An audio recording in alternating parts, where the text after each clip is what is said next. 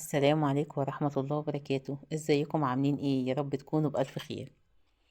وحشتوني جدا، يا رب كده الفيديو يوصل لكم وانتوا في أتم صحة وأحسن حال، اللهم آمين. النهاردة هنبدأ يومنا كده بالفطار الحلو ده. يومنا النهاردة هيبقى فيه روتين حلو قوي بإذن الله، هيعجبك وهتتشجعي فيه، أنا متأكدة. بس كملي معايا الفيديو للنهاية وهنعمل فيه أكلة حلوة قوي أطفالنا بيعشقوها. نقول بسم الله كده ونصلي على الرسول ونشوف الفيديو بتاعنا عملنا فيه ايه. اول حاجة طبعا الفطار بتاعنا، جبنة وفلافل وبتنجان كده مقطعاه وخيار، وكان عندي حبة عدس من اللي كنت عاملاه معاكم، برضو سخنتهم. والحمد لله على كده وفطرنا. نقوم بقى نشوف اللي ورانا النهاردة. طبعا بقالنا كام يوم كده الدنيا شمس والجو قلب خالص، فالنهاردة لقيت الجو ما شاء الله جميل، مشمس كده وحلو، فلازم نستغله بقى.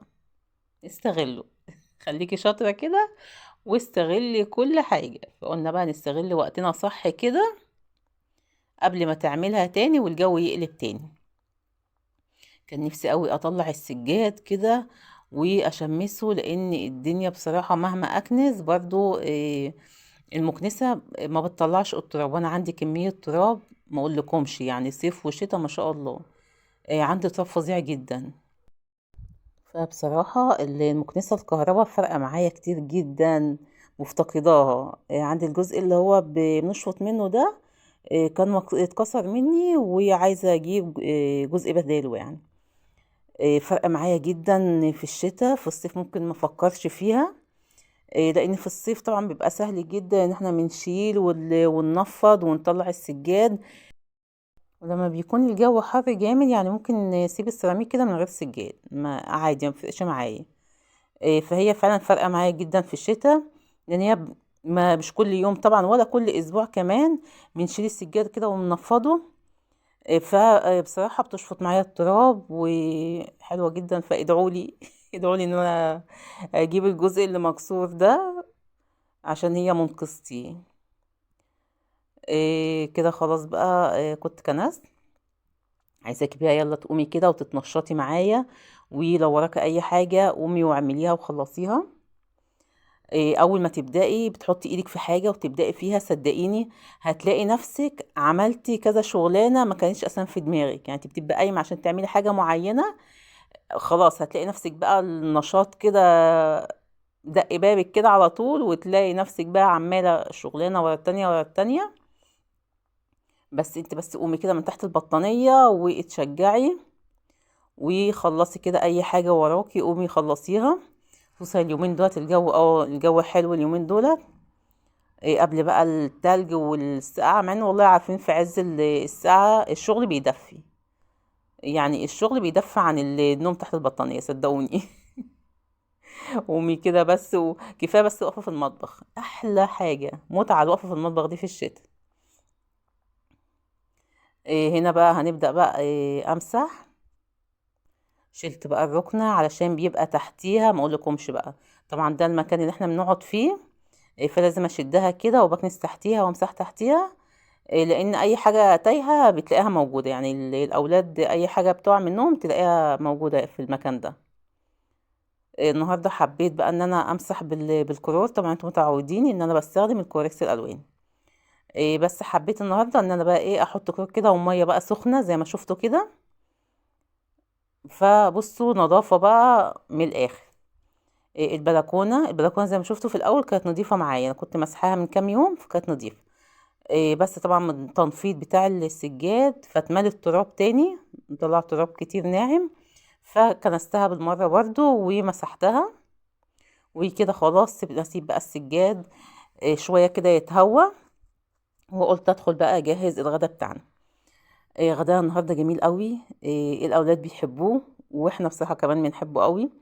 الفراخ المقرمشة، او زي ما بتقولوا كنتاكي، ماشي. بس بطريقة حلوة قوي قوي. هتضمني ان هي تكون مستوية جدا، طعمها مفيش احسن من كده. بصوا انا عايزاكي بس تجربيها، والله العظيم هتدمنيها، ولادك هيحبوها جدا. طيب نشوف بقى من غير كلام كتير كده هنشوف هنعملها ازاي. انا معايا هنا دبابيس دي كانت عندي في الفريزر، مسكتها كده. هنبشر عليها بصلايه وطماطمتين وملح وفلفل، وهندعك بقى الدبابيس بتاعتي بالطماطم والبصل. دعكها كويس كده وهنسيبها نص ساعة. طب هنعمل فيها ايه بعد كده؟ هنسلقها عادي، هنعمل منها شرب. بس انا بحب بقى اعمل لها التتبيلة الحلوة دي، هتاخدي احلى حبة شوربة منها.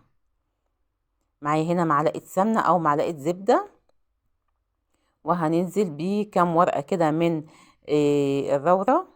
اللورة، ايوه هو كده.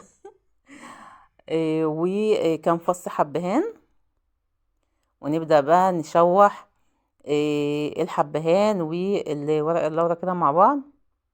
بعد كده ننزل بالفراخ بتاعتي، ايا كان بقى، عندك دبابيس، عندك فرخة صغيرة كده هتقطعيها.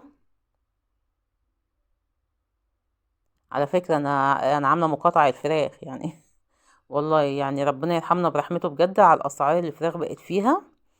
بس الحمد لله رب العالمين. يعني انا عندي في الفريزر، كنت شايلة يعني في الفريزر، فماشية نفسي بيهم اليومين دولت كده لحد لما ربنا يسهل ونشوف بقى ربنا يرحمنا برحمته، ونشوف الاسعار اللي احنا بقينا فيها دي.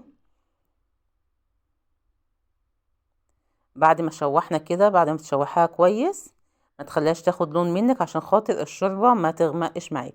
يا دوبك متشوحه، الفراخ بتنزل ميه، بنسيبها لحد ما تشرب ميتها خالص وتنشف، وبعد كده ننزل عليها بالميه السخنه وبنظبط الملح بتاعها، ودوقي احلى شوربه منها. هنسيبها بقى تستوي. خلاص استوت معانا وبردت خالص. معايا هنا يعني 2 بولة او طبقين كده، هنحط في كل طبق فيهم كوباية من الدقيق.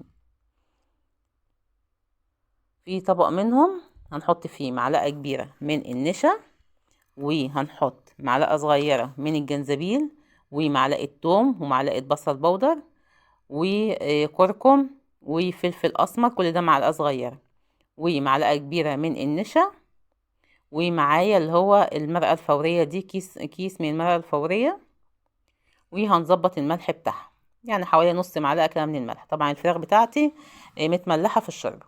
وهننزل بالمية واحدة واحدة لحد لما نوصل للقوام ده، ولا هو تقيل ولا هو خفيف زي الكريب كده. وهنحط فيه الفراخ بتاعتنا وهنسيبها نص ساعة في التلاجة. شايفين الشوربة بتاعتنا لونها جميل جدا. انا مش هحتاجها النهاردة، فهسيبها، وبكرة بإذن الله كده إن عشنا يعني وبقالنا عمر هنعمل عليها حبة قلقاس وشوية رز كده، ونقضي بيها اليوم بكرة بإذن الله. بتنفع قوي الشوربة دي، بتنفع قوي ان انتي تشيليها في الفريزر، بتقضي بيها اي يوم على اي حاجة كده، قلقاس، ملوخية. من الحاجات الحلوة قوي ان انتي تشيليها في الفريزر لو مش محتاجاها. هنا بقى كنت سلقت مكرونة، وهنا بقى في الحلة معلقة زيت وسمنة، وحمرت كام فص من الثوم. وهننزل بيه الصلصة دي اللي احنا كنا مصلصينها سوا. بتفرق قوي مع الواحد بصراحة في الوقت ده، بتسهل علينا كتير قوي، خصوصا في المكرونة. بدل منها بقى هات الخلاط ونعصر ونصفي. فمن الحاجات الجميلة جدا اللي دايما بقول لكم، كل ما الطماطم تلاقيها رخيصة هاتي وصلصي وحطي في الفريزر عندك، بتنجز معاكي جدا في الوقت. خلاص هنا الطماطم كانت اتسبكت، الصلصة اتسبكت معايا، نزلت عليها بالمكرونة كده، وهسيبها بس دقيقتين المكرونة تشرب من الصلصة. وخلاص على كده. وكنت حمرت البطاطس بتاعتي. وهنا الفراخ كنت طلعتها، الدبابيس طلعتها من التلاجة. شايفين هنا المارنج اللي احنا عملناه ده لازق على الفراخ بتاعتي. بنزل بعد كده عليه على الطبق التاني اللي كان فيه دقيق. انا بس متبلاه بحاجات بسيطة خالص من البهارات اللي احنا حطيناها على الفراخ. بصوا انا بعمل ازاي. انا ما بتكاش على الفراخ، ما بتكيش على الفراخ بالدقيق كده، بنعفرها بس كده. انا عايزاها يبقى عليها زي قشور كده من بره، هوريكم دلوقتي شكلها بيبقى عامل ازاي، عشان تبقى معانا كده في الاخر مقرمشه ومديانا نفس الشكل اللي هو بتاع الكنتاكي اهو. شايفه هو ده الشكل اللي انا عايزاه في الاخر معايا. الزيت يكون سخن ونبدأ ننزل بالفراخ بتاعتنا. لو تلاحظوا ان انا الفراخ مش حاطه زيت كتير. طبعا الفراخ التانية في طرق كتير انا بشوفها بيعملوها، اللي هي بتبقى محلول نقع وبيعملوها وهي نية. مش عارفة، انا مش حباها. انا دي احسن لي بكتير، وضامنة ان الفراخ بتاعتي بتبقى مستوية جدا وطعمها في منتهى الجمال. بجد بجد يا بنات جربوها هتعجبكم جدا جدا جدا. هنا خلاص كنا خلصت بقى الاكل بتاعنا. شايفين بقى الدخان ده، البخار يدفي كده لوحده. وهنقطع بقى كده طبق خيار مع طبق مخلل، والحمد لله على كده. كتروا قوي من الخضرة في الشتاء. الخضار جميل في الشتاء، فخلوا دايما يبقى فيه طبق كده اي خضار جنب اي اكل انت بتعمليه. شايفين بقى الفراخ بتاعتنا جميلة جدا، ريحتها جميلة وطعمها في منتهى الجمال. اتمنى ان الفيديو يكون عجبكم، وما تنسونيش في اللايك، ولو مشتركتيش في القناة يا ريت تشتركي وتشرفيني بوجودك معايا. والسلام عليكم ورحمة الله وبركاته.